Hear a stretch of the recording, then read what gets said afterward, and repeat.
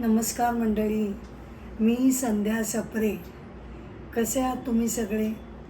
यूट्यूबवरील माझ्या अमृताचे डोही या आध्यात्मिक चॅनलमध्ये मी तुम्हा सगळ्यांचं स्वागत करते. आपण श्रीमद भगवद्गीतेचं निरूपण बघत आहोत. अध्याय 12व्यापर्यंत आपण बघून झालेलं आहे. आता आजच्या एपिसोडमध्ये मी अध्याय 13व्याला सुरुवात करत आहे. श्रीमद भगवद्गीता अध्याय 13वा, क्षेत्र क्षेत्रज्ञ विभाग योग.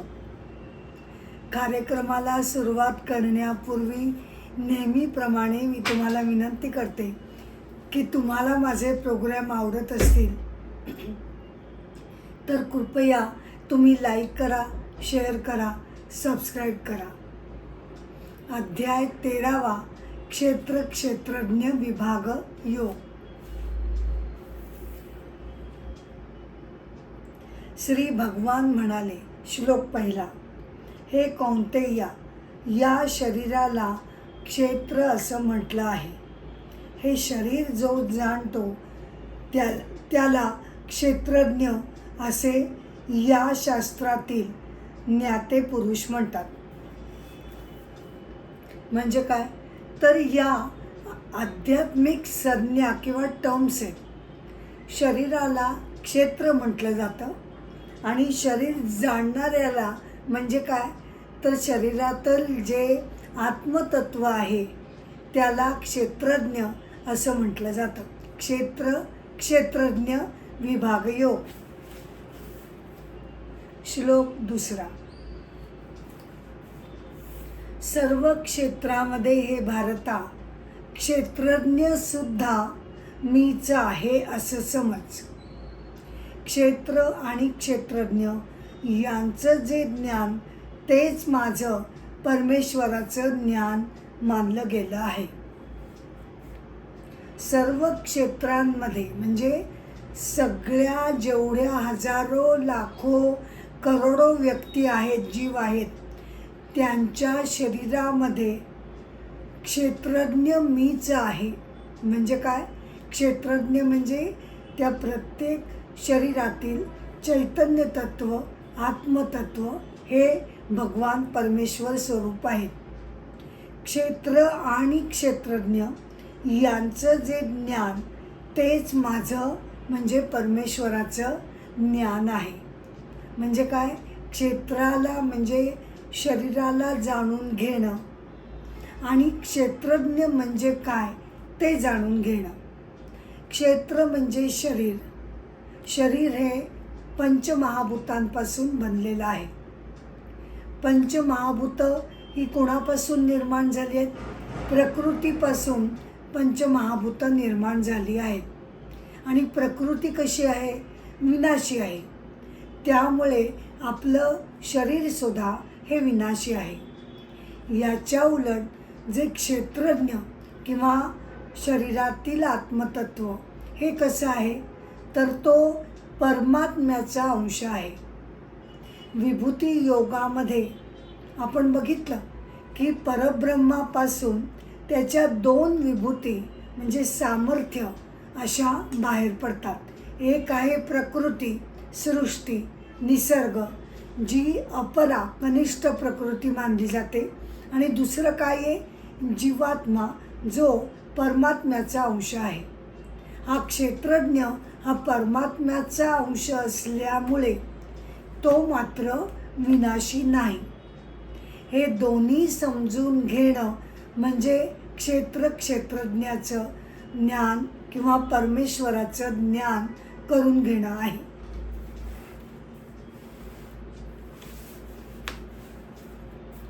आता पुढच्या श्लोकाला वळण्यापूर्वी आदि शंकराचार्यांचं चरित्र जे आपण बघतोय ते जरा थोडंसं आपण पुढे नेऊया. आदि शंकराचार्य त्यांच्या शिष्यांबरोबर असे त्यांच्या दिग्विजय यात्रेमध्ये जात असताना त्यांना प्रभाकर नावाचे एक विद्वान गृहस्थ भेटायला आले बरं का. ते पण स्वतः अत्यंत विद्वान पंडित असे होते. त्यांना गावामध्ये असं कळलेलं होतं की आदि शंकराचार्य हे या गावामध्ये आपल्या येत आहेत.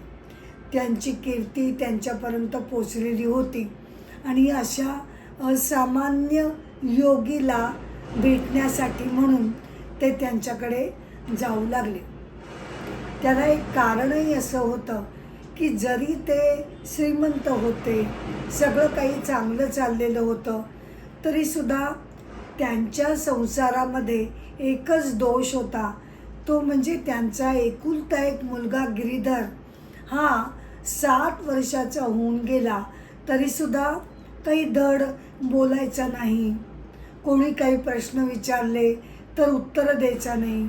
एकटाच कुठेतरी शून्यामध्ये बघत तो दिवस घालवायचा. याला आपण बोललेलं सुद्धा काही कळतं की नाही हे सुद्धा त्यांना कळायचं नाही. आता या मुलाचं कसं काय होणार याची चिंता त्यांना प्रचंड लागून राहिलेली होती.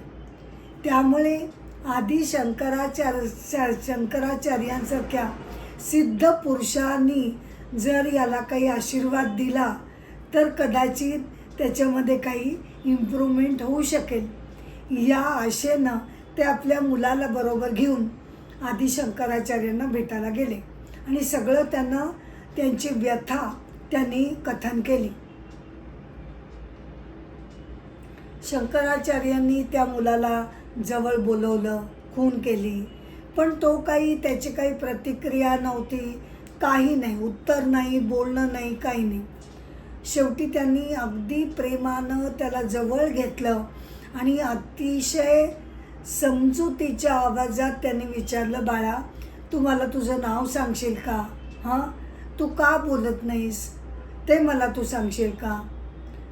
तेव्हा काय आश्चर्य की तो मुलगा धडा आचार्यांशी बोलू लागला. आणि बोलू लागला म्हणजे संस्कृतमध्ये त्यानं श्लोकच तयार केले. त्यामध्ये त्यांनी असं म्हटलं की मला सगळं या जगतामध्ये काय चाललं आहे, कोण काय बोलत आहे हे सगळं कळतं, पण मी साक्षात परब्रह्म स्वरूप आहे, परमात्म स्वरूप आहे. माझं जे स्वरूप आहे ते सच्चित आनंद असं आहे. त्यानं आत्मतत्वाबद्दल एवढ्या अतिशय आत्मविश्वासानं जे सांगितलं त्यामुळे आचार्य अगदी आश्चर्यचकित त्याच्याकडे बघायला लागले आणि त्यांच्या लक्षात आलं की हा पूर्वजन्मांचे संस्कार घेऊन आलेला आहे आणि याला संन्यास घेऊन आत्मतत्वाचं एकरूप होण्याची त्याची इच्छा दिसते.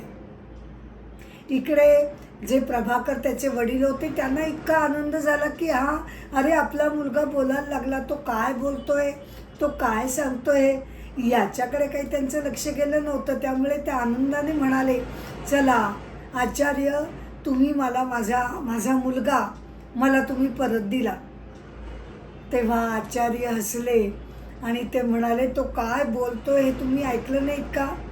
तो तुम्हाला नाही मला मिळाला आहे, कारण त्याला मुळी या संसारामध्ये त्याचा जीव रमत नाही, संसाराची सुखदुःख त्याच्यापर्यंत पोचत नाही.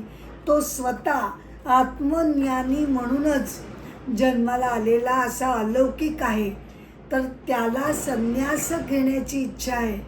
तर तुम्ही दोघांनी त्याच्या आईवडिलांनी जर परवानगी दिली तर मी त्याला माझ्याबरोबर घेऊन जाईन. प्रभाकरांना आत्ता क्षणापूर्वी आनंद झाला होता की आपला मुलगा आता व्यवस्थित बोलतोय, त्याच्यात काही दोष नाही. आणि आत्ता क्षणापूर्वी हे झालं आणि आत्ता आचार्य म्हणतायत की त्याला या संसारामध्ये त्याचं मन रमत नाही. त्यांनी खूप विचार केला आणि मग त्यांनी ठरवलं, बरोबर आहे, आचार्य म्हणतात ते खरं आहे. अट्टाहासानं त्याला आपल्या घरात ठेवलं तर तो परत गप्प होऊन जाईल, कुणाशी बोलणार नाही, कसली इच्छा त्याला राहणार नाही. त्यापेक्षा त्याच्या मनासारखं त्याचं आयुष्य जाऊ दे. या विचारानं त्यांनी परवानगी दिली आणि मग आचार्य याला बरोबर घेऊन गेले. हाच तो हस्तमलकाचार्य हा त्यांचा शिष्य. असं नाव का ठेवलं तर अमलका म्हणजे आवळा. आवळा जसा हातावर अगदी सहजतेनं घ्यावा तसं या मुलानं, अगदी छोट्या 7 वर्षाच्या मुलानं आत्मज्ञानासारखा गहन विषय अगदी सरळपणे, अगदी सोप्या भाषेमध्ये त्याने आचार्यांसमोर मांडला, म्हणून त्याला हस्तमलकाचार्य हे नाव त्याला पडलं. श्लोक 3.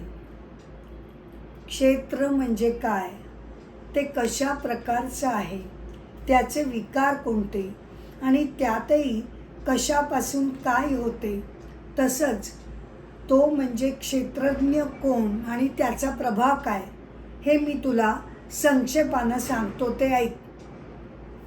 श्लोक 4. बहुत प्रकारे विविध छंदांनी पृथक पृथक अनेक ऋषींनी कार्यकारण रूप हेतू दाखवून पूर्ण निश्चित केलेल्या ब्रह्मसूत्रातील पदांनी सुद्धा हा विषय गायलेला आहे. म्हणजे काय की आता पुढच्या श्लोकांमध्ये भगवान क्षेत्राचं वर्णन म्हणजे शरीराचं वर्णन करतायत आणि क्षेत्रज्ञ कोण हे सुद्धा ते सांगणार आहेत. आता ब्रह्मसूत्र म्हणजे काय तर वेगवेगळ्या ऋषींनी वेगवेगळी उपनिषदं ही गायलेली आहेत, म्हटलेली आहेत आणि प्रत्येक उपनिषदामधील वेगवेगळे विषय हे कधीकधी एकमेकांशी परस्पर विरोधी असे सुद्धा वाटू शकतात.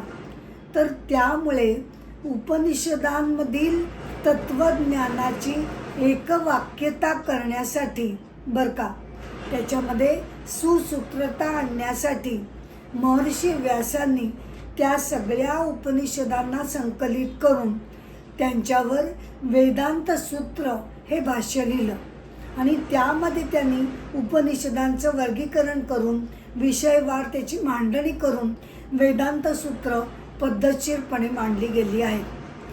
त्यामध्ये या क्षेत्राबद्दल म्हणजे शरीराबद्दल आणि क्षेत्रज्ञाबद्दल सुद्धा बरंच तत्त्वज्ञान आलेलं आहे आणि म्हणून त्यांना शारीरिक सूत्र असं सुद्धा म्हटलं जातं. का कारण वेदांत सूत्रामध्ये म्हणजेच ब्रह्मसूत्र त्यामध्ये शारीरिक गोष्टींचा सुद्धा विचार केला गेला आहे. तर उपनिषदांपासून या विषयावर चर्चा करण्यात आलेली आहे.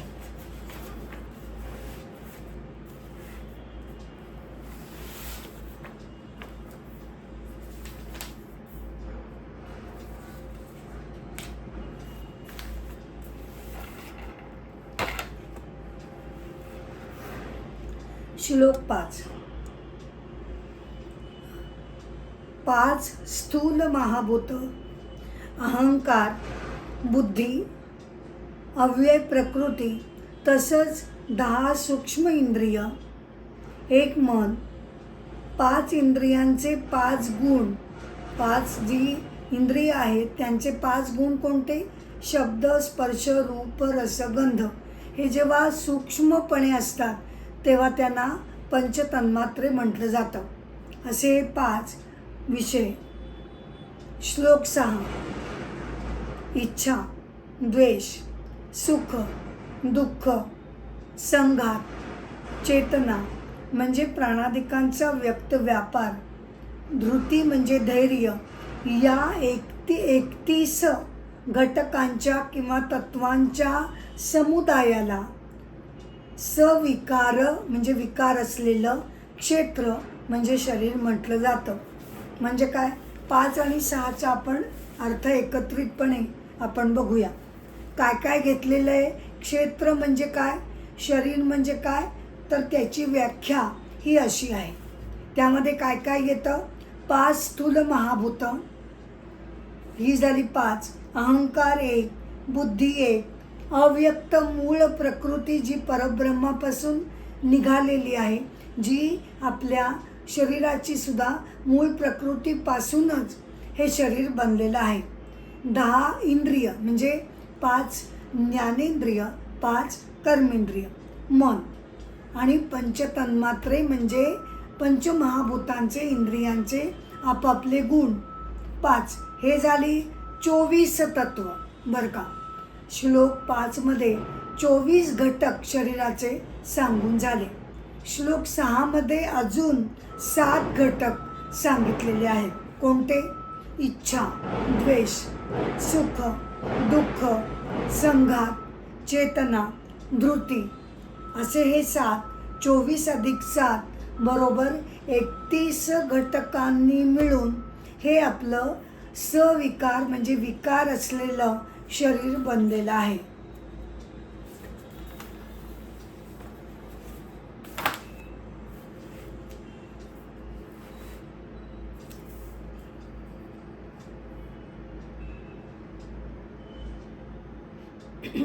श्लोक 7. मान नसणं, दंभ नसणं, अहिंसा, क्षमा, सरळपणा, गुरुसेवा, शुचिरभूतपणा, स्थैर्य, मनोनिग्रह म्हणजे काय? कोणकोणते आहेत हे गुण? काय काय गुण त्याच्यामध्ये सांगितले गेले? मान नसणं, दंभ नसणं, अमानितो म्हणजे मानापमान नसतो. एकेका शब्दाचा आपण अर्थ बघूया. अदंभित्व म्हणजे दंभ नसणं, अहिंसा म्हणजे जो हिंसा करत नाही. 4 आहे शांती म्हणजे सहनशीलता. 5वा आर्जव म्हणजे मनाचा सरळपणा. 6वा आचार्योपासना म्हणजे गुरूंची सेवा.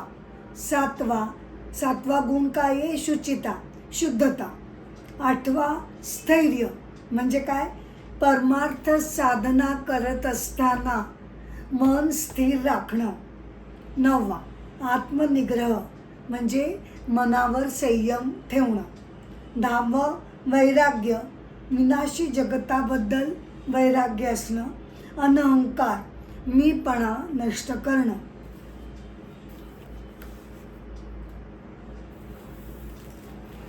अनासक्ती म्हणजे आसक्ती त्याबद्दल न ठेवणं. हे सगळे जे श्लोक 7 ते श्लोक 11 पर्यंत जे गुण आहेत त्याचे अर्थ मी आत्ता वाचले. आता श्लोक 7 मध्ये बरेच गुण आहेत. अहिंसा, क्षमा, दंभ नसणं, गुरुसेवा. तर या गुरुसेवेवरून मला एक छोटीशी कथा तुम्हाला सांगावीशी वाटते. देव आणि दानवांचं एकदा युद्ध सुरू झालं. तेव्हा झालं काय की देवांचे पुरोहित बृहस्पती आणि दानवांचे गुरु कोण? तर शुक्राचार्य. तर झालं काय की शुक्राचार्यांना संजीवनी विद्या माहिती होती, प्राप्त झालेली होती. त्यामुळे ते काय करायचे की युद्धामध्ये जे जे दानव मृत्युमुखी पडायचे त्यांना ते संजीवनी विद्येच्या आधाराने परत जिवंत करायचे. त्यामुळे दानवांचं सामर्थ्य हे कधी कमीच होत झालं नाही. यामुळे ते जिंकू लागले आणि देवांना चिंता वाटू लागली. बृहस्पतींना ही संजीवनी विद्या प्राप्त झालेली नव्हती. तेव्हा देवांनी बृहस्पतीचा पुत्र कच त्याच्याकडे ते गेले आणि त्याला विनंती केली की बाबा रे, आता देवांच्या रक्षणासाठी तुझ्यावर आम्ही एक कामगिरी सोपवतो. तू शुक्राचार्यांकडे जा, त्यांचं शिष्यत्व तू पत्कर. त्यांची मुलगी आहे देवयानी, तिचं मन जिंकण्याचा तू प्रयत्न कर. सर्वतोपरी गुरूंचे सगळे आदेश तू पाळ, त्यांचं मन जिंक आणि मग त्यांच्याकडनं तू संजीवनी विद्या प्राप्त कर. म्हणजे मग आपण त्यांच्याशी व्यवस्थितपणे लढू शकू. कचाने ते सगळं मान्य केलं आणि तो शुक्राचार्यांना भेटायला आला. सगळं काही त्यानं कथन केलं, मी कोण आहे हे काही त्यानं लपवलं नाही. शुक्राचार्यांना त्याचा प्रामाणिकपणा आवडला आणि त्यांनी शिष्य म्हणून त्याचा स्वीकार केला. त्याच्या गुरुसेवेनं शुक्राचार्य प्रसन्न झाले. देवयानीचं सुद्धा मन राखण्यासाठी तो तिच्यासाठी नृत्य गायन वगैरे करून दाखवत असे. देवयानीचं नकळतपणे कचावर प्रेम जडलं आणि कचावर प्रसन्न होऊन शुक्राचार्यांनी त्याला संजीवनी विद्या शिकवली. पण जेव्हा दानवांना असं कळलं की हा बृहस्पतीचा पुत्र आहे, तेव्हा त्यांना अतिशय राग आला आणि ते त्याला घेऊन वनामध्ये गेले आणि त्यांनी तिकडे गुपचूपपणे ठार मारून लांडग्यांना ते खायला दिलं. आता संध्याकाळ झाली तरी कच परतला नाही, म्हणून देवयानीनं आपल्या वडिलांजवळ तक्रार केली की कच काही अजून घरी आला नाही. शुक्राचार्यांनी संजीवनी विद्येच्या त्यांच्या सामर्थ्यामुळे कचाला परत जिवंत केलं बरं का. त्यानंतर चिडून दानवांनी त्याला परत समुद्रकिनारी नेलं आणि त्यांनी तिकडे ठार मारून पाण्यामध्ये लोटून दिलं. परत एकदा देवयानी विचारणा केली आणि शुक्राचार्यांनी त्याला पुन्हा जिवंत केलं. मग आता तिसऱ्यांदा दानवांनी काय केलं तर त्यांनी त्याला बाहेर लांब नेलं, त्याला शरीराचे तुकडे तुकडे तुकडे केले, त्याचं चूर्ण केलं आणि ते चूर्ण त्यांनी मद्याच्या पेल्यामध्ये ते चूर्ण मिसळलं आणि तो मद्याचा पेला त्यांनी शुक्राचार्यांना प्यायला दिला. शुक्राचार्यांनी तो पेल्यानंतर देवयानीने सांगितलं की अजून तो आलेला नाही आणि मग आपली चूक काय झाली ते शुक्राचार्यांच्या लक्षात आलं. देवयानी इकडे आर्जव करू लागली की त्याला संजीवनी विद्या शिकवा, तुमच्या पोटामध्ये तो गेलेला आहे. आता त्याला शिकवली तर तो परत येईल, पण पर्यायानं शुक्राचार्यांचं मरण ओढवेल. त्यामुळे आता करायचं काय. तेव्हा कचानं आतून सांगितलं की मी बाहेर पडल्यानंतर तुम्ही मला संजीवनी विद्या शिकवा, मी तुम्हाला त्या आधारे पुन्हा जिवंत करीन. मग कचानी तो बाहेर आला, संजीवनी विद्या त्याला अवगत झाली आणि त्याच्या आधारे त्यानं शुक्राचार्यांना पुन्हा जिवंत केलं. शुक्राचार्य सगळ्या दानवांवर अतिशय भडकले आणि ते म्हणाले की तुमच्या अशा चुकीच्या कृत्यामुळे मला संजीवनी विद्या कचाला शिकवावी लागली. आता ती प्राप्त झाल्यानंतर कचानं विनयपूर्वक शुक्राचार्यांना म्हटलं की आता मला देवलोकामध्ये जायची तुम्ही परवानगी द्यावी. देवयानीनं आपलं मन त्याच्यासमोर मोकळं केलं आणि तिनं लग्नाचा प्रस्ताव त्याच्या पुढे मांडला. तेव्हा कचानं असं म्हटलं की मी तुला कायम गुरु भगिनी या नात्याने बघत आलेलो आहे, त्यामुळे हे पाप माझ्याकडनं घडणं शक्य नाही. अतिशय चिडली देवयानी आणि ती म्हणाली तू असं जर मला नाकारून गेलास तर तुझी संजीवनी विद्या ही तुला लाभणार नाही. ठीक आहे, काही हरकत नाही, मी दुसऱ्या कोणाला तरी ती शिकवीन आणि माझा कार्यभाग मी साध्य करीन. असं म्हणून कच तिची विनंती मान्य न करता तो देवलोकामध्ये परत निघून गेला. कचाची गुरुसेवा, त्याची तपस्या, त्याच्या मनाचा प्रामाणिकपणा हे सगळे गुण हे आवर्जून उपनिषदांमध्ये सांगितले जातात. आता श्लोक 8व्यामध्ये काय सांगितलंय, इंद्रियांच्या विषयांच्या ठाई विरक्ती असणं. तर त्यावर सुद्धा एक छोटासा इन्सिडंट मी तुम्हाला सांगू इच्छिते, एक छोटीशी घटना.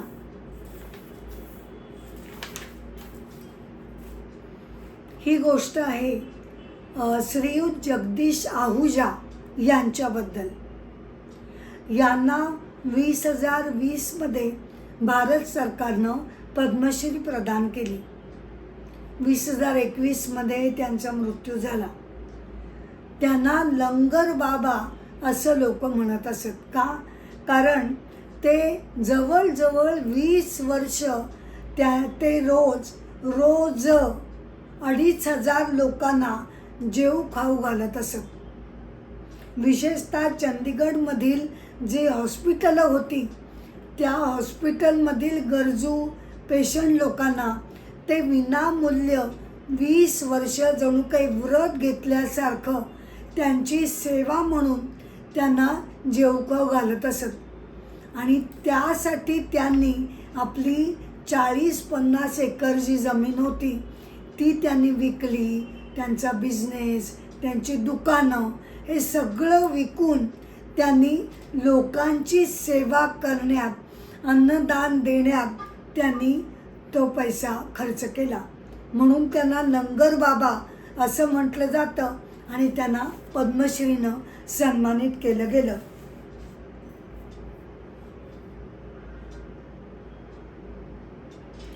9. कर्माचे ठाई अनासक्ती. बायका, मुले, घरं इत्यादीमध्ये बुडून न जाणं. इष्ट किंवा अनिष्ट प्राप्त झालं तरी नेहमी चित्ताची एकसारखी वृत्ती असणं. बायका, मुलं, घरं, संसार नको का? हवं ना, पण केवळ तो आणि तोच आयुष्याचा विषय असता कामा नये. आता खूप मर्यादेच्या बाहेर आपण जर या आपल्या संसाराला कवटाळून बसलो तर काय त्याची परिणती होते ही एक छोटीशी कथा तुम्हाला मी सांगते. कथा आहे गांधारीची. महाभारत युद्ध संपलं आणि कौरवांचा संहार झाला. आता धृतराष्ट्राला आणि गांधारीला ही बातमी कशी काय सांगायची या चिंतेमध्ये पांडव विचारात पडले. शेवटी त्यांनी भगवान श्रीकृष्णांना हा निरोप घेऊन तिकडे जायची त्यांनी त्याला सूचना केली, सजेस्ट केलं. भगवान श्रीकृष्ण धृतराष्ट्राला आणि गांधारीला भेटायला आले आणि मग ते म्हणाले की सगळं कथन करून झालं आणि मग ते म्हणाले की तुम्ही जर तुमच्या मुलांच्या दुष्ट वृत्तीला जर वेळीच तुम्ही आवर घातला असता, समजावलं असतं तर हे युद्ध घडलंच नसतं आणि हा इतका सारा संहार यामध्ये झाला नसता. सगळी चूक तुमची आहे. तुम्ही मुलांच्या मागे त्यांच्या प्रेमाने तुम्ही इतके वेडे झालात की ते काय करतायत काय करत नाहीत याचं भानच तुम्ही ठेवू शकला नाही. त्याबरोबर गांधारी अतिशय उसळून त्वेषानं अतिशय फणफणून ती भगवंतानं म्हणाली की मी तुला असा शाप देते की आजपासून बरोबर 36 वर्षांनी तुमच्या यादव लोकांमध्ये वृष्णी वंशाच्या यादवांमध्ये सुद्धा एकमेकांमध्ये युद्ध होऊन तुमचा वंश हा याचा सर्वनाश होईल असा मी तुम्हाला शाप देते. भगवंत शांतपणे म्हणाले की जे तू आत्ता बोलतेस ते पुढे घडणारच आहे हे मला माहिती आहे आणि शापाचं म्हणशील तर हे सगळं तुमच्या स्वतःच्या तुम्ही जे वागलात त्यामुळे हे सगळं महाभारत घडलेलं आहे. तिचा राग, जळफळाट, द्वेष इतका प्रचंड होता की जेव्हा पांडव त्यानंतर तिला भेटायला गेले तेव्हा तिच्या डोळ्यावरची पट्टी थोडीशी बाजूला गेली तर त्यातनं द्वेषाच्या अग्निज्वाला जणू बाहेर पडल्या आणि धर्माचा जो डाव्या पायाचा अंगठा होता तो अक्षरशः त्या द्वेषाग्नीमध्ये काळा निळा पडला होता. श्लोक 10.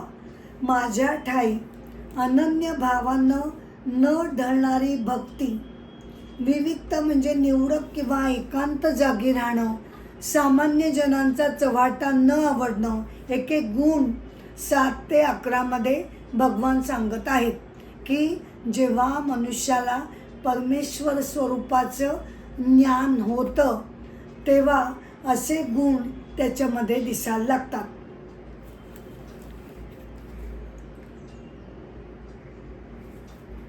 श्लोक 11. अध्यात्मज्ञान नित्य आहे अशी बुद्धी होणं आणि तत्वज्ञानाच्या सिद्धांताचं परिशीलन म्हणजे समजून घेणं याला ज्ञान म्हटलं गेलं आहे. याखेरीज म्हणजे परमेश्वराच्या ज्ञानाखेरीज जे दुसरं ते सगळं अज्ञान आहे किंवा आपण त्याला विज्ञान म्हणू शकतो. आता ज्ञानीची ही सगळी लक्षणं आपण बघितली. ज्ञान होणं म्हणजे काय नेमकं? परमेश्वर स्वरूपाचं ज्ञान म्हणजे काय, क्षेत्र म्हणजे काय हे मला समजलं, 31 घटक कोणते हे मला समजलं, क्षेत्रज्ञ म्हणजे परमात्म्याचा अंश हे मला समजलं. म्हणजे केवळ बौद्धिकदृष्ट्या मी समजून घेतलं म्हणजे झालं का? तर नाही.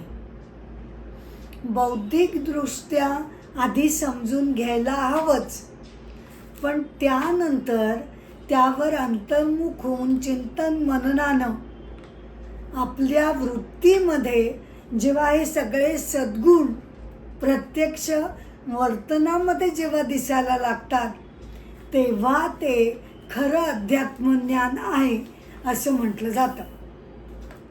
कुटुंबाबद्दल, घराबद्दल अनासक्ती म्हणजे ज्ञान, हे सुद्धा ज्ञानाचं लक्षण सांगितलं जातं. अनासक्ती म्हणजे याचा अर्थ असा नाही की प्रत्येकानं संन्यास घ्यायला हवा, नाही, असा अर्थ होत नाही. पण वैराग्यशील वृत्तीनंच, विवेकपूर्ण बुद्धीनं संसार करणं म्हणजे ज्ञानी असणं. अनासक्ती याचा अर्थ असा नाही होत की मला समाजच नको, संसारच नको, मला कुटुंबच नको, मला मुलंबाळच नकोत, नाही, असा टोकाचा विचार करण्याची गरज नाही. अनासक्ती म्हणजे मनामध्ये वैराग्य ठेवून आपल्याला आपली कर्तव्य करता येतात. आणि भगवद्गीतेचा सुद्धा यावरच जास्त जोर आहे की अनासक्ती म्हणजे तुम्ही लगेच समाजातून दूर होऊन संन्यास घेण्याची गरज नाही. ज्ञानी मनुष्यानं संन्यास घ्यायलाच पाहिजे असं नाही. या उलट त्यानं समाजामध्ये राहून लोककल्याणार्थ कामं निस्पृह वृत्तीनं, अनासक्तीनं त्यानं करायला हवी. त्या अनासक्तीचा उपयोग लोककल्याणासाठी मनुष्यानं करावा अशी भगवंत आपल्याकडनं अपेक्षा करतात.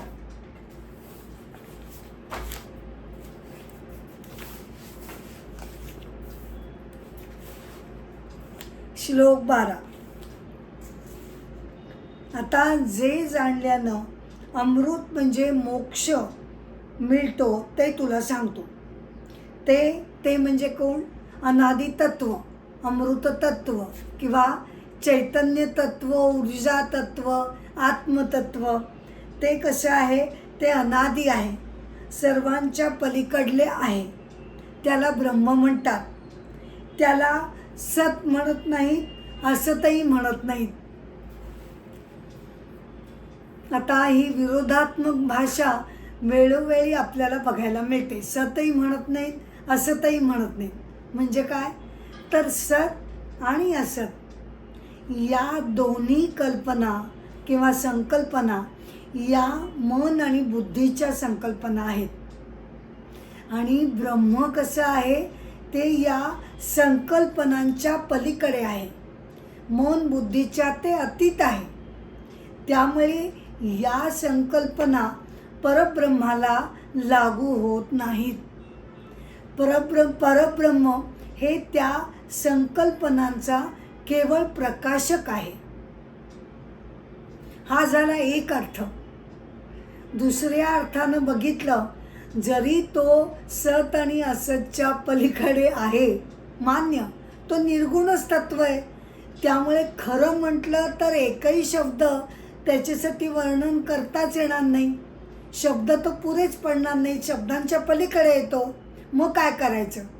तर म्हणून त्याला उपनिषदांमधनं बरं का सत आणि असतच्या व्याख्यासुद्धा वेळोवेळी बदलत गेलेल्या आहेत. ऋग्वेदामध्ये, उपनिषदांमध्ये त्याला सतचा अर्थ वेगळा आहे. सत म्हणजे हे दृश्य जगत असा अर्थ त्यांनी घेतला आहे. आणि असत म्हणजे काय? तर असत म्हणजे परब्रह्म. बरं का. मग पुढे पुढे या व्याख्या बदलत गेल्या. सत म्हणजे ही विनाशी सृष्टी असा अर्थ झाला. सत म्हणजे ही परब्रह्म तत्व आणि असत म्हणजे विनाशी सृष्टी असा मग त्यानंतर अर्थ झाला. असे अर्थ बदलत गेले. हे केवळ आपल्या समाधानासाठी आणि एक्सप्लेनेशन देण्यासाठी म्हणून हा सगळा खटाटोप आपल्याला करावा लागतो. नाहीतर परब्रह्म हे या सगळ्या संकल्पनांच्या पलीकडे आहे. श्लोक 13. त्याला सर्व बाजूनी हात पाय आहेत. सर्व बाजूनी त्याला डोळे, कान, डोकी, तोंड आहेत. सर्व बाजूनी त्याला कान आहेत आणि तेच या डोकी सर्वत्र व्यापून राहिलेला आहे. आता हा जो श्लोक आहे 13वा, तो परब्रह्माचं सर्व व्यापित्व, भव्यपणा हा दाखवतो. काय आहे? लाखो हजारो विश्व असतील, ती सगळी विश्व त्या सगळ्यांना त्यानं अंतर्बाह्य त्यानं व्यापलेलं आहे. या दृष्टीनं हा श्लोक तो सगळीकडे भरून राहिलेला आहे हे सांगतोय. ऋग्वेदामध्ये पुरुष सूक्त जे आहे त्याच्यामध्ये सुद्धा अशाच प्रकारचं वर्णन आलेलं आहे. आदि शंकराचार्यांनी बरं का या परब्रह्माचे 2 भाग पाडलेले, 2 वर्ग. कोणते? एक परब्रह्म म्हणजे निर्गुण तत्व आणि दुसरं त्याच्या खालचं सगुण ब्रह्म म्हणजे कोण? तर अपरब्रह्म. म्हणजे जेव्हा निर्गुण ब्रह्म हे त्याच्या शक्ती सकट जेव्हा एक्सप्रेस होतं, शक्ती कोण? माया, सृष्टी, संसार. त्या मायेला हाताशी घेऊन निर्गुण तत्व जेव्हा व्यक्त होतं तेव्हा तो आपला सगळ्यांचा सगुण ईश्वर बनतो. होता तो निर्गुण, मायेचा आधार घेऊन तोच झाला सगुण, सगुण ईश्वर. ईश्वराची व्याख्या आपण काय करतो? जो जगाची निर्मिती करतो, त्याच्यामध्ये जग विकसित पावतं आणि अंती त्याच्यामध्ये ते लय पावतं, तो ईश्वर. तर असं हे सर्व व्यापित्व या श्लोकांनी दाखवलेलं आहे. श्लोक 14.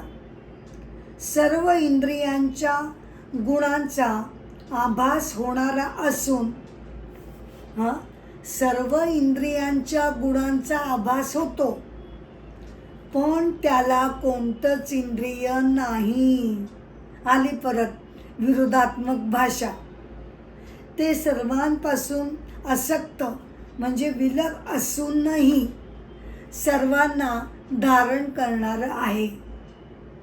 निर्गुण असून सुद्धा गुणांचा उपभोग घेणारं आहे. काय आहे ना की ही का विरोधात्मक भाषा नेहमी येत राहते? तर परमेश्वर निर्गुण तत्व आहे आणि ते सगुण पण आहे. त्यामुळे हा विरोधाभास होतो.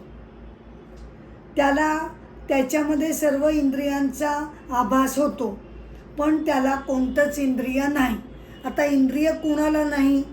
निर्गुणाला. आणि सगुण जर आपण परमेश्वर मानला तर हे सगळे गुण त्याला लागू होतात. कोणत्या परसेप्शननी आपण बघतोय त्याप्रमाणे हे वाक्य बदलत जातात. निर्गुण तत्वाच्या दृष्टिकोनातून जर आपण बघितलं तर काय होईल की ते विलग आहे सगळ्यांपासून, बरोबर? अलग आहे, विलग आहे. पण सगुण ईश्वराच्या दृष्टिकोनातून आपण जर बघितलं तर ते सर्वांचं धारण करणारं आहे. अशी परस्पर विरोधी जी वाक्य आहेत ती निर्गुण विरुद्ध सगुण असं असल्यामुळे ती निर्माण होतात. श्लोक 15. ते सर्व भूतांच्या आत आणि बाहेर सुद्धा आहे. सर्वत्र ते व्यापलेलं आहे. अचर आहे, चरही आहे. म्हणजे काय? दगडातही आहे आणि जिवंत व्यक्तीमध्ये सुद्धा ते आहे. सूक्ष्म असल्यामुळे ते अविज्ञेय आहे, जाणू न शकणारं. दूर असून सुद्धा ते जवळ आहे. आता याचा काय अर्थ घ्यायचा? तर ज्याला परमतत्वाचं ज्ञान झालेलं आहे त्याच्यासाठी ते अतिशय जवळ आहे. तसं ते सगळ्यांच्याच हृदयात आहे की काय? एकट्या ज्ञानीच्याच हृदयात आहे? नाही. आमच्यासारख्या अज्ञानी लोकांच्या हृदयात पण ते आहे, पण आमचं लक्ष त्याच्याकडे जात नाही. त्यामुळे माझ्यासाठी ते तत्व खूप दूर आहे आणि जो त्याला जाणतो त्याच्यासाठी ते जवळचं आहे. ते तत्वतः अविभक्त म्हणजे अखंड असतानाही सर्व भूतामध्ये जणू काय नानात्वाने विभागून राहिलेले आहे. सर्व भूतांना ते धारण करणारं, ग्रासणारं, उत्पन्न करणारं असं ते आहे.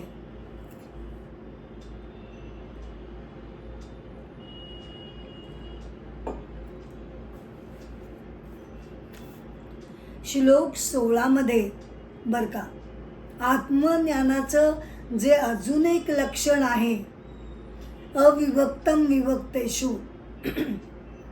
हा सिद्धांत इथे सांगितला गेला आहे. म्हणजे काय?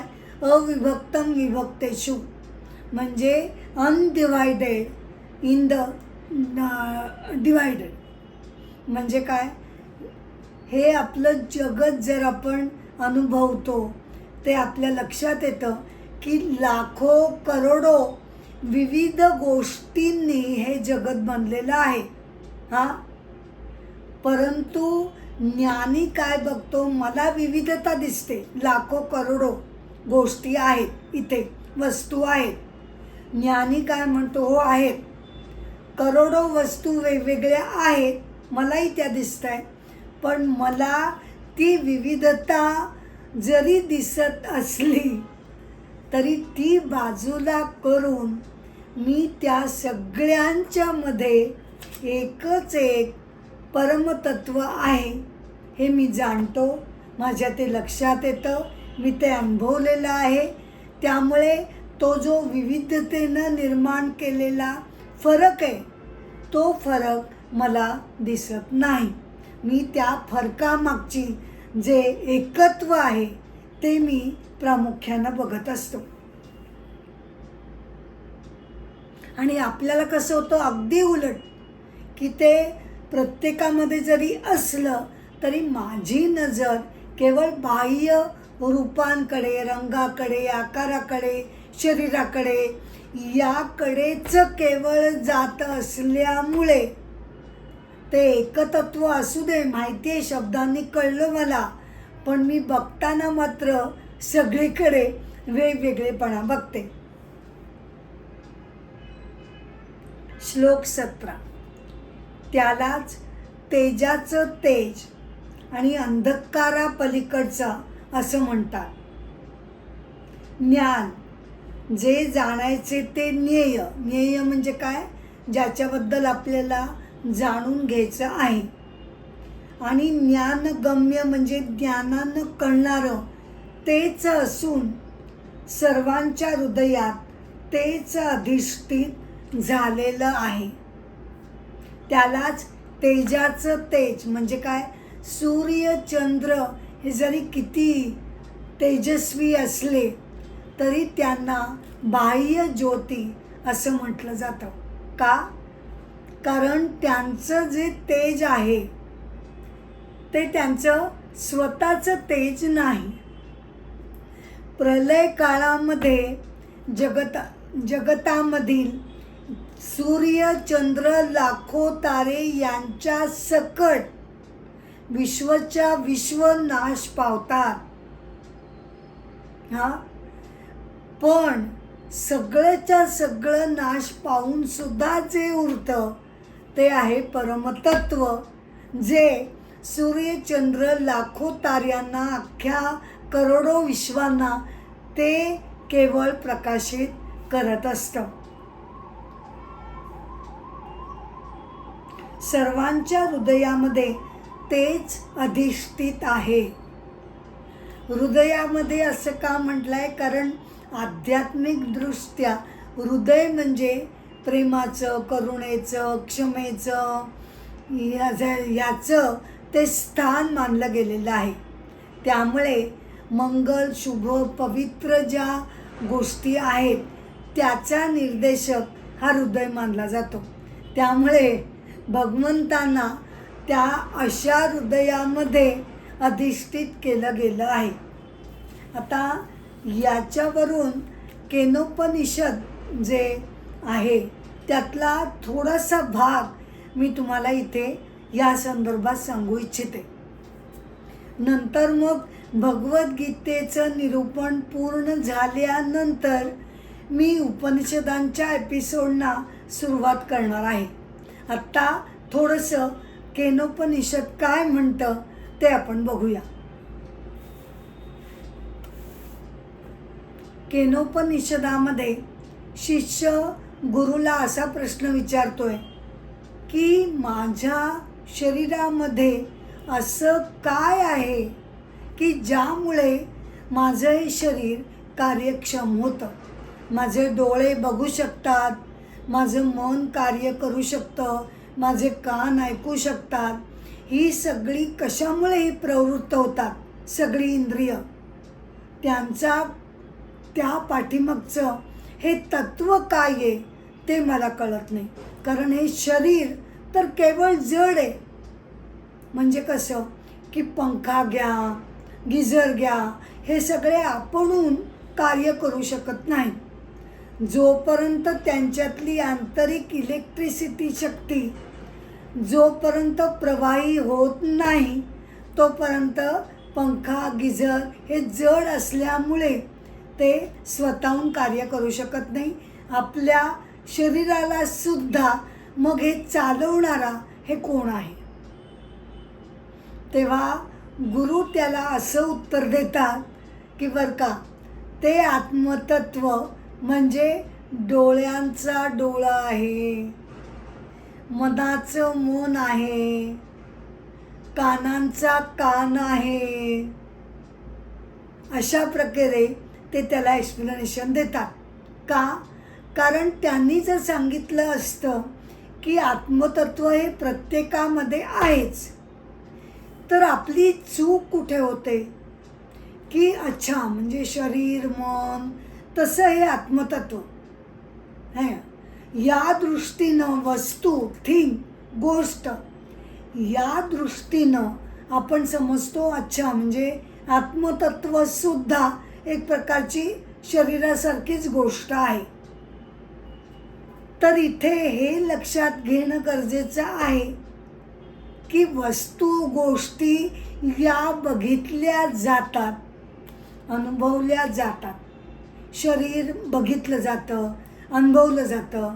मनातले विचार बघितले जातात, अनुभवले जातात. या दृष्टीनं शरीर, मन या इट्स अ थिंग, वस्तू आहेत, गोष्टी आहेत. पण आत्मतत्व हे म्हणजे त्यांना जाणणारं हे तत्व आहे. जो जाणणारा आहे सब्जेक्ट, तो म्हणजे कुणाला जाणणारा? या वस्तूंना, गोष्टींना जाणणारा जो आहे तो स्वतःच आत्मतत्व आहे. आणि त्यामुळे गुरु त्याला असं सांगतात की आपल्याला एकंदर जे ज्ञान असतं त्याचे 2 भाग पडतात. एक म्हणजे काही गोष्टी मला माहिती असतात, हां, आणि बऱ्याच गोष्टी मला माहिती नसतात. हे या 2 भागांमध्ये आपल्याला वर्गीकरण करता येतं. याच्या व्यतिरिक्त तिसरं कोण उरतं? तर याच्या व्यतिरिक्त माहिती आहे आणि माहिती नाही, याच्या व्यतिरिक्त जो माहीत करून घेणारा आहे, जाणणारा आहे, तो उरतो. तोच तो आत्मतत्व.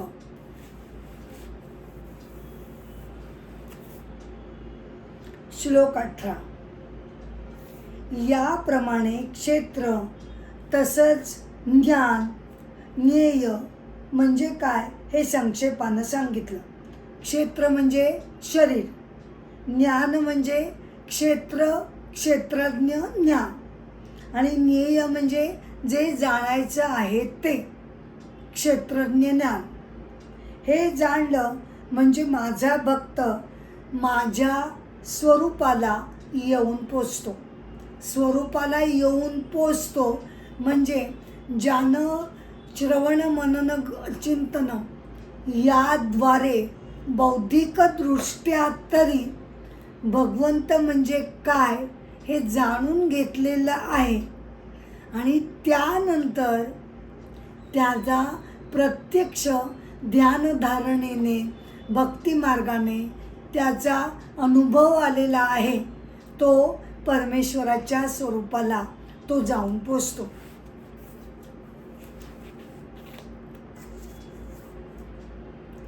श्लोक 19. प्रकृती आणि पुरुष ही दोन्ही अनादी आहे असं समज. विकार आणि गुण हे सर्व प्रकृतीपासून उद्भवतात. म्हणजे काय? तर आपण बघितलं मागे, परब्रह्मापासून प्रकृती आणि पुरुष या 2 विभूती बाहेर पडतात. प्रकृती म्हणजे माया, सृष्टी, ब्रह्मांड, आणि पुरुष म्हणजे कोण?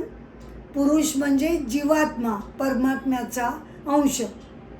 प्रकृती कशी आहे? विनाशी आहे, बदलणारी आहे, विकारी आहे.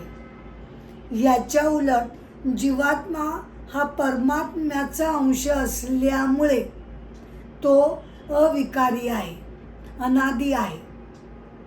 विकार, गुण, भाव, भावना, रूप, रंग, आकार हे सगळे प्रकृतीमुळे मिळत असतात. श्लोक 20. कार्य म्हणजे देह. देहाला काय नावे? कार्य. करण म्हणजे इंद्रिय. करण म्हणजे साधनं असाही अर्थ होतो. कार्य म्हणजे देह, करण म्हणजे इंद्रिय. या दोघांच्या कर्तृत्वाला प्रकृती कारण आहे असं म्हटलं जातं. आणि कर्ता नसून सुद्धा सुखदुःखांचा उपभोग घ्यायला पुरुष कारण आहे असं म्हटलं जातं. आता हे जरा आपण नीट समजावून घेऊया. आपल्या प्रत्येकाकडनं जी कार्य घडतात, जी कर्म घडतात, ती देह आणि इंद्रिय यांच्यामुळे घडत असतात. देहापासून, अहंकारापासून कार्य करावी अशी इच्छा होते. करण म्हणजे काय? इंद्रिय. कोणती इंद्रिय? मन, बुद्धी, अहंकार, आणि 10 ज्ञानेंद्रिय आणि कर्मेंद्रिय मिळून 13 ही करण म्हटलं गेलेलं आहे. ही साधनं आहे, देहाची ही साधनं आहे. या इंद्रियांच्या साधनाद्वारे आपण कर्म करतो. म्हणजेच काय, देह आणि इंद्रिय ही कुणापासून बनलेली आहेत? प्रकृतीपासून, बरोबर. त्यामुळे पर्यायानं हे कर्म खरं म्हणजे कोण करतं? प्रकृती कर्म करते.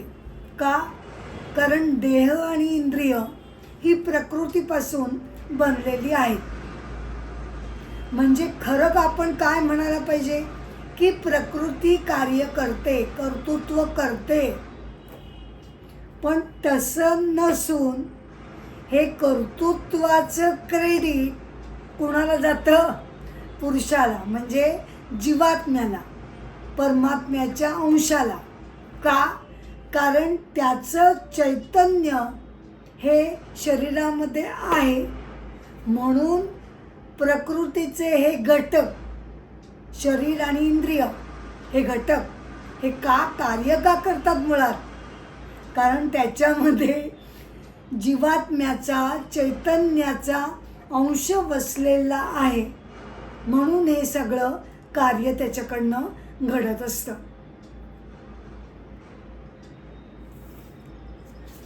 श्लोक 21. कारण प्रकृतीत पुरुष अधिष्ठित झाला म्हणजे प्रकृतीच्या गुणांचा तो उपभोग घेतो आणि प्रकृतीच्या गुणांचा हा संयोग पुरुषाला बऱ्या वाईट योनीत जन्म घ्यायला कारण होतो. प्रकृती आणि पुरुष यांच्या संयोगानं जगाची निर्मिती होते. केवळ सृष्टीचे घटक असून उपयोगाचं नाही आणि केवळ नुसतं चैतन्य तत्व असून ते सुद्धा उपयोगाचं नाही.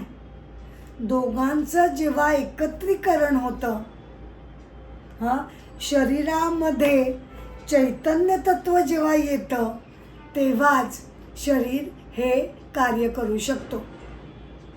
पण होतं काय की हा जीवात्मा स्वतःचं ईश्वरीय रूप विसरतो आणि शरीराशी तो एकरूप होतो. त्यामुळे शरीराचे गुण त्रिगुणांनी बनलेले होत आपण. त्या त्रिगुणांशी त्याचा संग घडतो आणि त्यामुळे बरी वाईट कर्म ही त्याच्याकडनं घडली जातात. एकदा कर्म घडली की त्याची कर्मफळं संचिताच्या बॅगेमध्ये जाऊन पडतात. पुनर्जन्म पुन्हा पुन्हा का घ्यावा लागतो? तर हे संचिताची जी कर्मफळांची बॅग आहे ती जोपर्यंत शून्य होत नाही तोपर्यंत ती बॅग वाहणं हे आपलं कर्तव्य आहे. आणि ही बॅग का निर्माण होते? कारण आपण सगळ्याशी आसक्त होतो, त्यामुळे कर्मफळं निर्माण होतात. आता ती झाली तर ती भोगा, मग त्यासाठी पुन्हा जन्म घ्या.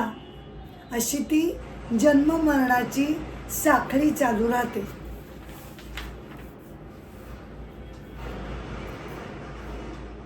श्लोक 22. हा जो प्रकृतीच्या गुणांचा उपद्रष्टा, बरं का, उपद्रष्टा म्हणजे साक्षी, उपद्रष्टा म्हणजे जवळ बसून पाहणारा. काय काय एकंदर त्याला नावं गेली आहेत ते आपण बघूया. उपद्रष्टा म्हणजे साक्षी, अनुमोदन देणारा अनुमंता, भरता म्हणजे पोषण करणारा किंवा प्रकृतीच्या गुणांमध्ये भर घालणारा, उपभोग घेणारा त्यालाच या देहातील परपुरुष महेश्वर, महेश्वरचा खरा अर्थ भगवान शंकर असा होतो, पण इथे आपण तो परमेश्वर असा घ्यायचा आहे. या देहातील परपुरुष, महेश्वर आणि परमात्मा असं म्हटलं जातं. याचा आपण नीट अर्थ बघूया. शब्दशः अर्थ घ्यायचे झाले तर अर्थ काय होतो ते आधी प्रथम बघू. हा जो आपल्यामध्ये ईश्वरीय आत्मतत्व आहे तो साक्षी आहे, म्हणजे साक्षी भावानं तो आपली सगळी कर्म बघतोय. उपद्रष्टा आहे.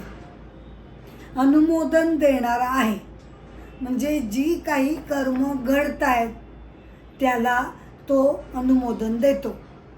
त्यानंतर तो भरता आहे, म्हणजे पोषण करणारा आहे. आणि शेवटचं म्हणजे तो उपभोग घेणारा सुद्धा तोच आहे. हे झाले त्याचे शब्दशः अर्थ. अजून खोलात जायचं तर आपल्याला असं म्हणता येईल की जेव्हा मनुष्य केवळ दैहिक स्तरावर जगतो, बरं का, मी म्हणजे देह, मी आयुष्यभर उपभोग घेणार, बस, याच्या पलीकडे काय अर्थ आहे, असा जेव्हा तो दैहिक पातळीवर जगतो तेव्हा ते आत्मतत्व केवळ साक्षी म्हणून त्याच्याकडे बघतं. मग हळूहळू त्याला जेव्हा लक्षात येतं की देह आहे पण आत्मतत्वसुद्धा माझ्यामध्ये आहे, मग तेव्हा हळूहळू जेव्हा तो कर्म करायला लागतो तेव्हा त्याला तो अनुमोदन देतो. आता भरता केव्हा होईल, तर जेव्हा त्याला स्वतःतील आत्मतत्वाची चांगल्या प्रकारे जाणीव होते आणि सत्कर्म त्याच्या हातून जेव्हा घडायला लागतात तेव्हा आतील आत्मतत्व हे ते भरता स्वरूप होतं. आणि उपभोग घेणारा कधी होईल, तर जेव्हा साधक पूर्णपणे त्या आत्मतत्वाला ओळखून त्याला पूर्णपणे शरण जातो, समर्पित होतो, तेव्हा मग त्याच्या हातून लोककल्याणकारी कामं होतात. साक्षात ईश्वर स्वरूप तो होतो आणि तेव्हा मात्र जणू काही परमेश्वरच त्याची कर्म उपभोगतोय असा तो होतो. श्लोक 23. पुरुष निर्गुण. पुरुष निर्गुण.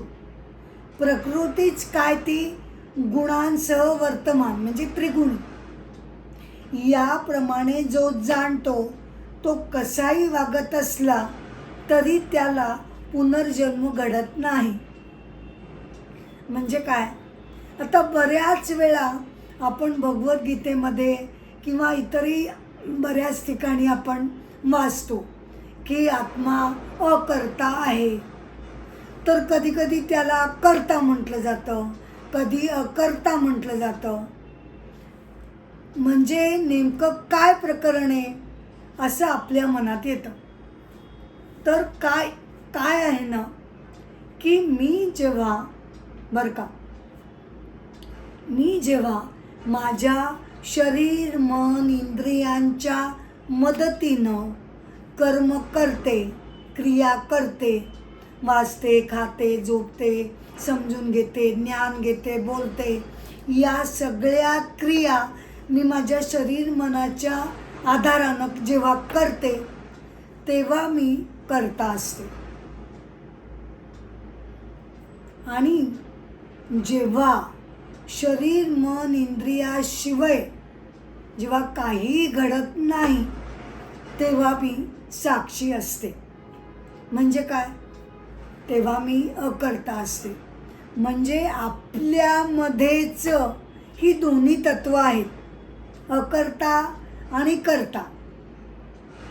अकर्ता कोण आहे आपल्यातलं, आपल्यातलं आत्मतत्व हे अकर्ता आहे, केवळ साक्षी आहे. त्याला अवयव नाहीत, त्याला इंद्रिय नाहीत, त्याला आकार नाही, रूप नाही, रंग नाही, त्यामुळे तो काही करू शकत नाही. तो केवळ साक्षी भावानं माझ्या शरीराला, माझ्यातील विचारांना, माझ्यातील कर्मांना तो प्रकाशित करतो. हे आहे साक्षीत्व, अकर्तेपण. ते सुद्धा माझ्यातच आहे, मीच तो आहे. माझं खरं स्वरूप हे अकर्ता आहे. का? कारण माझं खरं स्वरूप हे ईश्वरीय आत्मतत्व आहे. परंतु माझ्यातच हे दोन मी लपलेले आहेत. एक आहे ईश्वरीय आत्मतत्व जो खरा मी आहे, रियल मी. आणि दुसरा कोण आहे? दुसरं माझे शरीर आणि मन यातून बनलेला माझा अहंकार, जीवात्मा, जीवभाव हा दुसरा मी आहे. हा अनरियल मी आहे. पण तोच सगळी कार्य करतो, नाही का? मी अमुक एक काम केलं तर कोण म्हणतं आहे? माझ्यातला अहंकार, जीवभावच म्हणतो की नाही मी हे काम केलं आहे. त्यामुळे माझ्यातले हे दोन मी, त्यातला एक अकर्ता आहे कायमच, नेहमीच. जेव्हा तो इंद्रिय आणि शरीराच्या मदतीनं काम करतो तेव्हा त्यालाच आपण कर्ता म्हणतो. अशा प्रकारे कर्ता आणि अकर्ता या दोन कन्सेप्ट आपण इथे समजून घेतल्या. श्लोक 24. काही लोक आपणहूनच आपल्या ठायी ध्यानानं आत्म्याला बघतात. काही सांख्य योगानं बघतात. कुणाला बघतात? आत्मा म्हणजे ईश्वरीय तत्वाला. आणि काही कर्मयोगानं. म्हणजे इथे 3 मार्ग सांगितलेले आहेत. आत्मतत्वाची जाणीव येण्यासाठी ध्यानयोग, राजयोग, ज्ञानयोग आणि कर्मयोग. श्लोक 25. परंतु ज्यांना याप्रमाणे स्वतःचं ज्ञान होत नाही असे कित्येक दुसऱ्यांचं सांगणं ऐकून श्रद्धेनं परमेश्वराचं भजन करतात. इथे काय सांगितलं आहे? भक्तियोग सांगितलेला आहे. ऐकलेली गोष्ट म्हणजे श्रद्धेनं प्रमाण मानून वागणारे पुरुष मृत्यू तरून पलीकडे जातात. म्हणजे काय? भगवान असं सांगतायत की तुम्ही कोणत्याही मार्गानं जा, ज्ञान मार्गानं जा, ध्यान मार्गानं जा, किंवा भक्ती मार्गानं जा, किंवा कर्मयोगानं जा. तुम्ही अचल श्रद्धा ठेवून तपस्यापूर्वक त्या मार्गावरनं चालत राहिला तर तुम्हाला परमेश्वर स्वरूपाचं ज्ञान घडतं.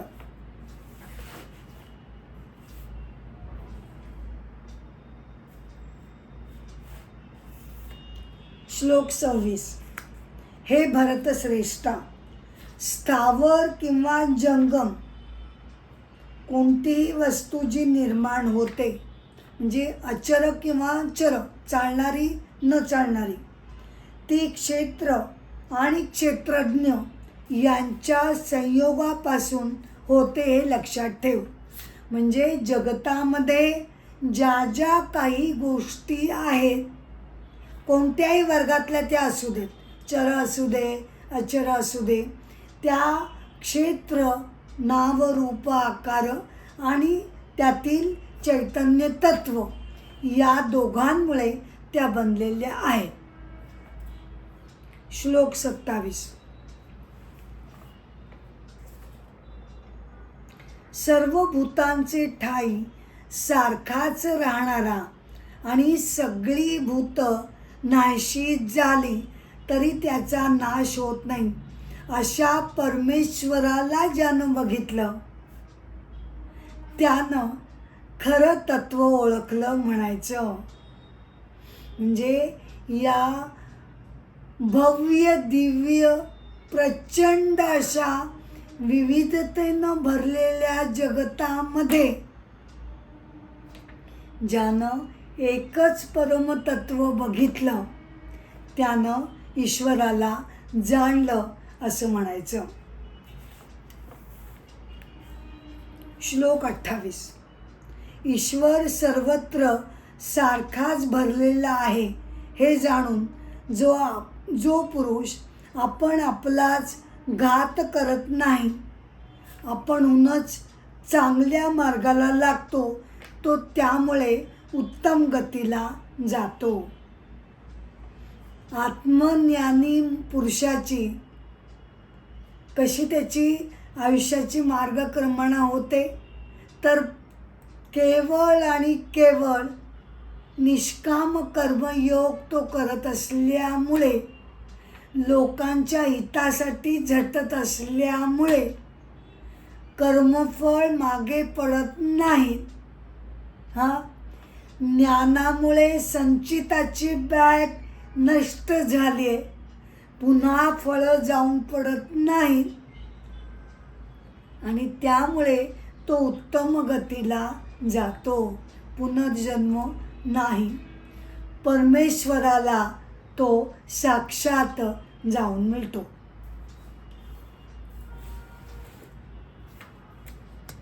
श्लोक 29. सर्व कर्म केवळ प्रकृतीकडूनच केली जातात. करणारी कोण आहे? प्रकृती आहे. आणि आत्मा हा अकर्ता म्हणजे काही एक न करणारा आहे. हे जाणलं. आत्ताच आपण कर्ता आणि अकर्ता या कन्सेप्ट आपण बघितल्या.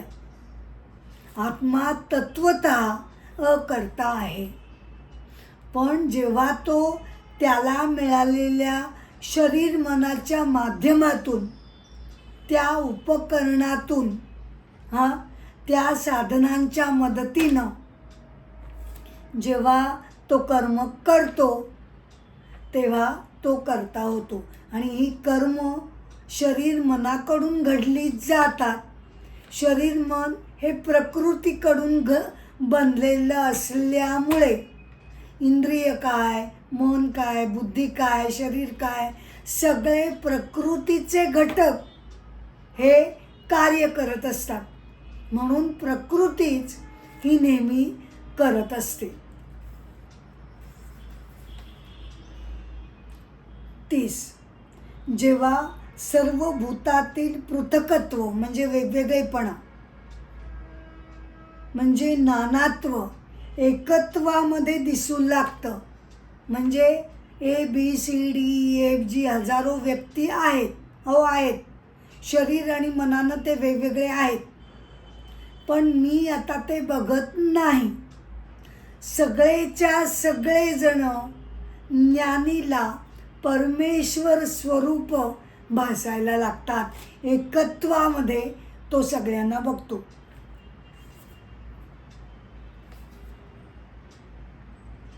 या एकत्वापासूनच सगळा विस्तार झालेला आहे, हे जेव्हा त्याला कळतं, तेव्हा त्याला ब्रह्म प्राप्त होतं. 31. अनादि आणि निर्गुण असल्यामुळे हा परमात्मा शरीरात राहून सुद्धा कोणतेया काही करत नाही आणि त्याला कोणत्याही कर्माचा बंध लागत नाही.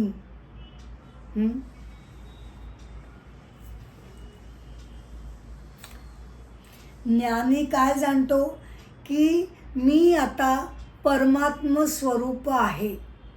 काय जाणलं त्यानं? मी आता आत्मस्वरूप आहे.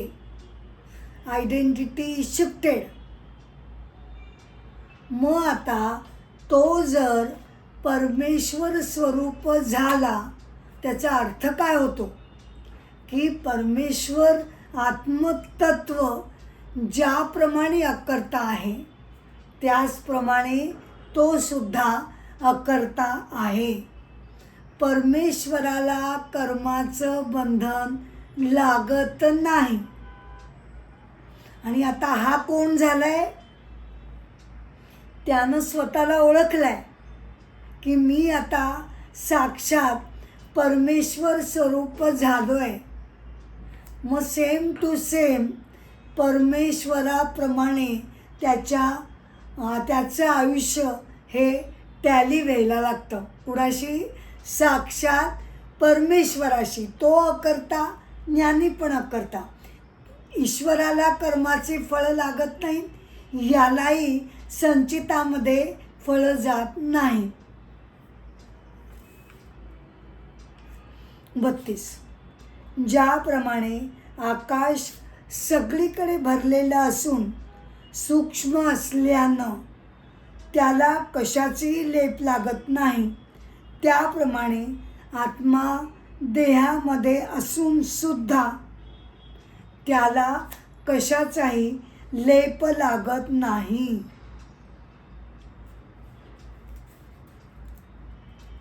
33. ज्याप्रमाणे एकटा सूर्य हे सगळं जग प्रकाशित करतो, त्याप्रमाणे हे भारता क्षेत्रज्ञ सर्व क्षेत्राला म्हणजे शरीराला प्रकाशित करत असतो.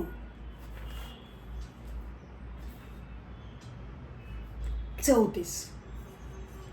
याप्रमाणे ज्ञानचक्षुने म्हणजे ज्ञानरूप डोळ्यानं क्षेत्र आणि क्षेत्रज्ञ यांच्यामधील भेद आणि सर्व भूतांचा म्हणजे प्रकृतीचा मोक्ष ज्यांनी जाणला ते परब्रह्माच्या प्रती जाऊन पोचतात.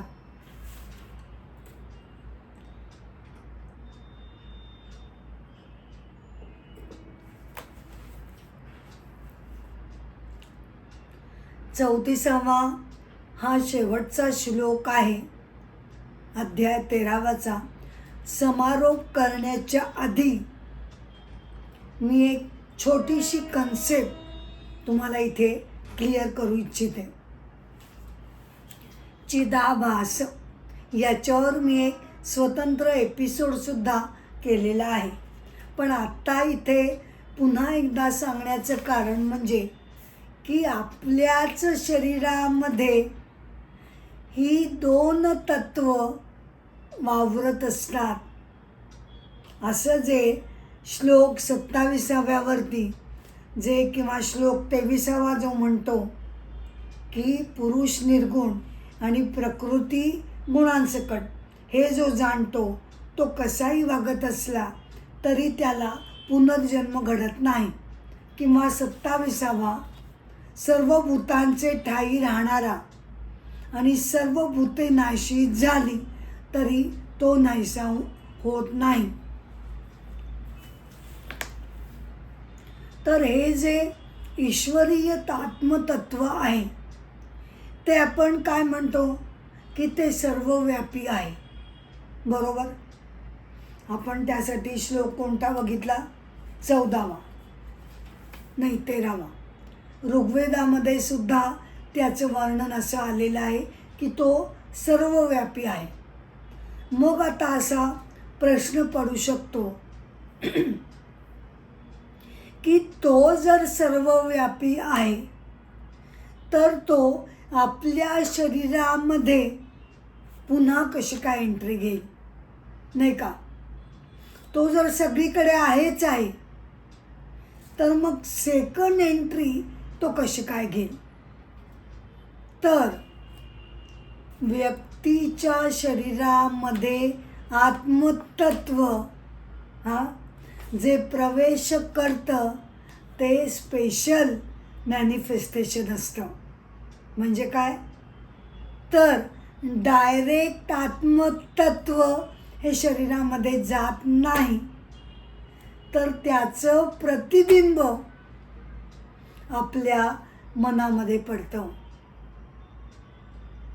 म्हणजे काय? त्या प्रतिबिंबाला चिताभास असं म्हटलं जातं. प्युअर कॉन्शियसनेस, शुद्ध आत्मतत्व ते आहेच आपल्यामध्ये. त्याचं प्रतिबिंब मनावर किंवा अहंकारावर पडल्यामुळे तो होतो चिदाभास किंवा रिफ्लेक्टेड कॉन्शियसनेस. असे दोन प्रकारचे कॉन्शियसनेस आपल्यामध्ये आहेत. प्रत्यक्षात ते दोन नाही. एक आहे ओरिजिनल आणि दुसरं आहे त्याचं प्रतिबिंब, रिफ्लेक्टेड. म्हणजे माझा ओरिजिनल चेहरा मी जेव्हा आरशात बघते तेव्हा त्यामध्ये दुसरा प्रतिबिंब मी बघते. त्याचप्रमाणे ओरिजिनल कॉन्शियसनेसचं प्रतिबिंब अहंकारामध्ये पडतं. म्हणजे अहंकार हा आरसा होतो. त्या अहंकाररूपी आरशामध्ये बरं का, अहंकाररूपी आरशामध्ये शुद्ध आत्मतत्वाचं प्रतिबिंब पडतं. तो होतो रिफ्लेक्टेड कॉन्शियसनेस. पण ज्याप्रमाणे मिरर आणि त्याचं रिफ्लेक्शन हे एकरूप होतं, त्यांना सेपरेट करता येत नाही. आरसा आणि त्यातल्या प्रतिबिंबाला आपल्याला सेपरेट करता येत नाही, ते अभिन्न आहेत. त्याचप्रमाणे इथे मिरर कोण आहे? अहंकार. आणि त्याचा प्रतिबिंब जे रिफ्लेक्टेड कॉन्शियसनेस आहे, चिदाभास, तो आणि अहंकार हा एकरूप होतो. अहंकार म्हणजेच चिदाभास. म्हणजेच काय इक्वेशन झालं? अहंकार म्हणजेच रिफ्लेक्टेड कॉन्शियसनेस, म्हणजेच ते शुद्ध आत्मतत्वाचं प्रतिबिंब झालं. अहंकार कोण झाला? तर शुद्ध आत्मतत्वाचं प्रतिबिंब म्हणजे अहंकार. मी मगाशी म्हटलं तसं दोन मी माझ्यात आहेत. एक रिअल मी, शुद्ध आत्मतत्व, आणि अहंकार जे प्रतिबिंब आहे. बिंब कोण आहे? शुद्ध आत्मतत्व, आणि त्याचं प्रतिबिंब हे अहंकार आहे. सेकंड मी, अनरिअल मी. असा या दोघांचा संयोगानं आपण प्रत्येक जीव बनलेला असतो. अहंकारालाच जीवभाव असंही म्हटलं जातं. जीव म्हणजे काय? तर साक्षात परमेश्वराचं प्रत्येक जण हे प्रतिबिंब आहे. मग प्रतिबिंब माझं इतकं मलिन का? मी कुणाचं प्रतिबिंब आहे? ईश्वराचं. आणि मी अशी विकारांनी ग्रासलेली, रागवणारी, चिडणारी. तर त्याचं कारण मधला मिरर कसा आहे त्याच्यावर अवलंबून आहे. माझं मन कसं आहे? स्वच्छ आहे का? शुद्ध आहे का? पवित्र आहे का? की विकारांनी भरलेलं आहे, द्वेषांनी भरलेलं आहे? मग जर आरसा जर मलिन असेल, धूळ मारलेली असेल, अस्वच्छ असेल, मनरूपी आरसा जर माझा व्यवस्थित नसेल, शुद्ध नसेल, तर त्या आरशामध्ये पडणारं प्रतिबिंब अहंकार म्हणजे मी, हे सुद्धा शुद्ध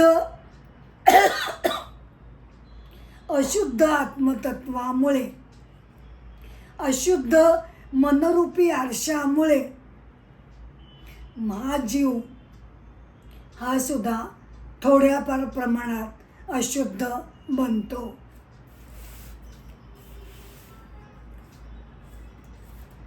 तर हे आहे रिफ्लेक्टेड कॉन्शियसनेस आणि ओरिजिनल कॉन्शियसनेस याचं एक्सप्लेनेशन. याबरोबरच मी अध्याय 13 क्षेत्रज्ञ विभाग योग इथे समाप्त करत आहे. माझ्या एपिसोडची सुद्धा मी सांगता करते. पुन्हा एकदा तुम्हाला नम्रपणे विनंती करते की तुम्हाला माझे कार्यक्रम आवडत असतील तर कृपया माझ्या यूट्यूबवरील या अमृताचे डोई या चॅनलला कृपया सबस्क्राईब करा, लाईक करा आणि शेअर करा, ही नम्र विनंती. नमस्कार.